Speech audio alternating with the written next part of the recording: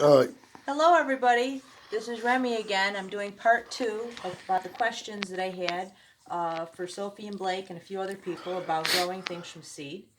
And we're on to some outdoor stuff. The first question is, how big of a raised bed would you suggest? Okay, well, excuse me. a raised bed, the size, the width would depend on how big you are, really, to be able to Excuse reach me. all the way halfway in. You don't want to have to be crawling in there. So if you're a shorter person, having it really long would not be a good idea. I mean, you can have a long length, but that width, you want to be able to, but you want to have it at least 4 feet. Okay, but if you're a big person or you're easy to get in there, 6 feet is great. All right. Now, what is the best stuff for growing in grow bags? Well, peppers and eggplants love grow bags. They love that hot soil. They do better in those than they do in the ground. Tomatoes, if they're dwarf tomatoes that aren't going to grow all really tall, also do well in grow bags. Tomatoes that grow taller becomes difficult because of staking and whatnot. But a lot of plants are happy in containers. Um, what kind of soil? Well, and your garden soil, you want to have it cleared out good, and then you want to add as much compost as you can afford to. All right. And if you have hard clay soil, it may take a few years before you really get it nice and loose into what is called a loam. All right. Uh, Organic granular fertilizer is wonderful. Just your regular vegetable organic fertilizer works wonders too. Okay. How much do you water? Well, that's dependent on the weather. If it's raining a lot, obviously not. But if it's very dry, you're going to have to water.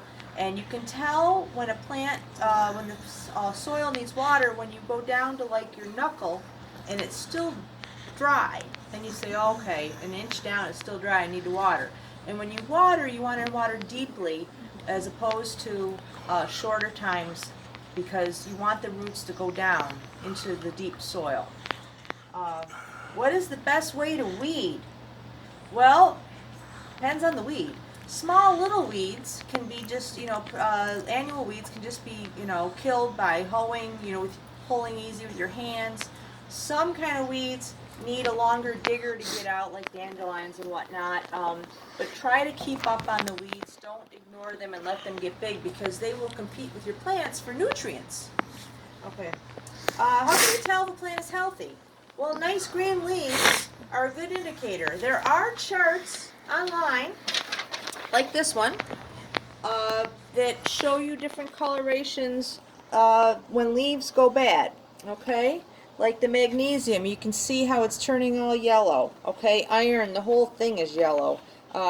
And there's ones that if you're looking for a certain plant, you can Google easily to find out what your leaf is like. Now, diseases will have like splotches and dots and things like that.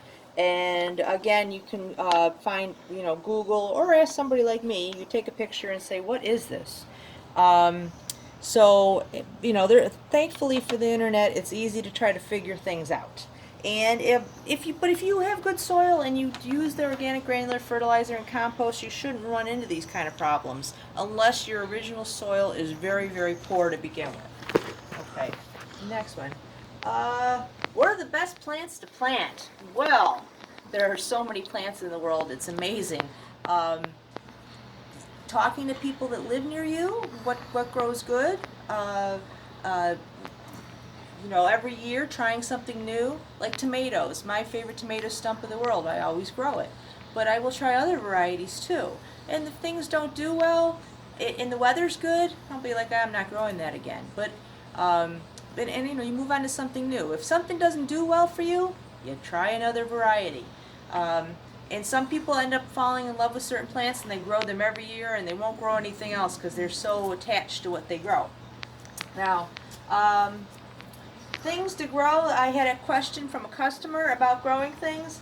Onions, I recommend you can start off with seed for like bunching onions.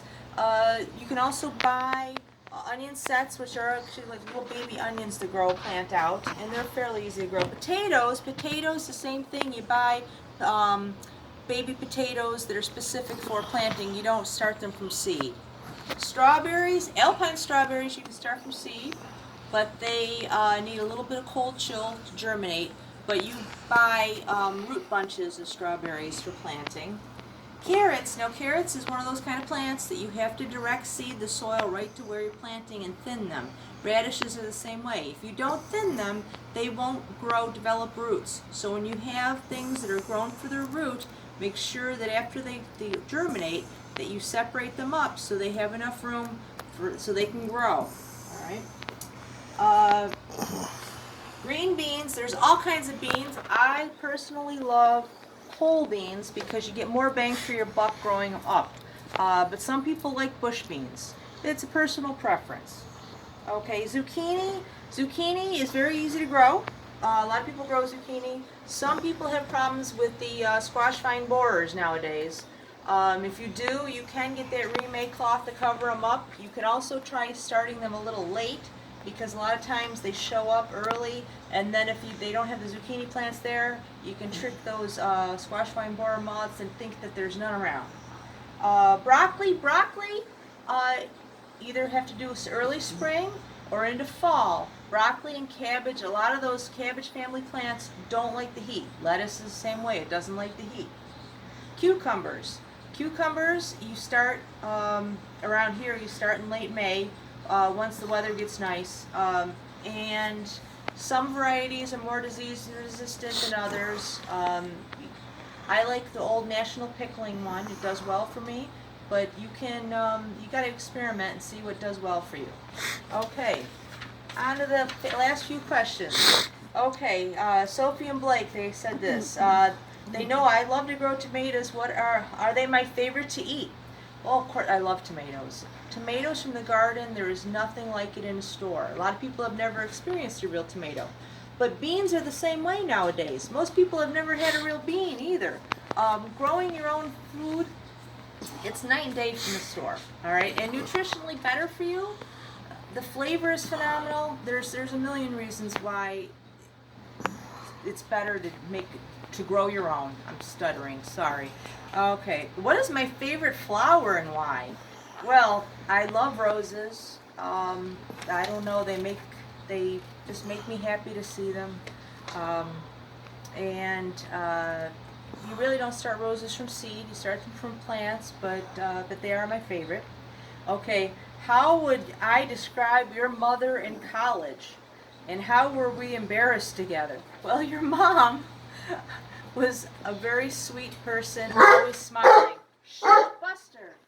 I always think of your mother with a smile on her face. And used to, when you did your little video for me, I could see that you inherited that quality from her because you were both smiling through the whole entire thing.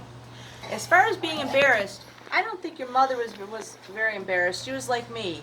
My favorite memory of your mother is us two at a party with a song that would have been like, oh, that's my parents' kind of song. It was Janis Joplin, and we were across the room from each other in this big hall, and we both started singing it together. And it was a great moment, and it was a lot of fun, and everybody else in the room probably thought we were crazy, but we didn't care. Anyway, I hope you enjoyed all of this. I know I did a few too many ums, but I just did it off the cuff. So if you have any other questions, though, send them to me. Thank you very much.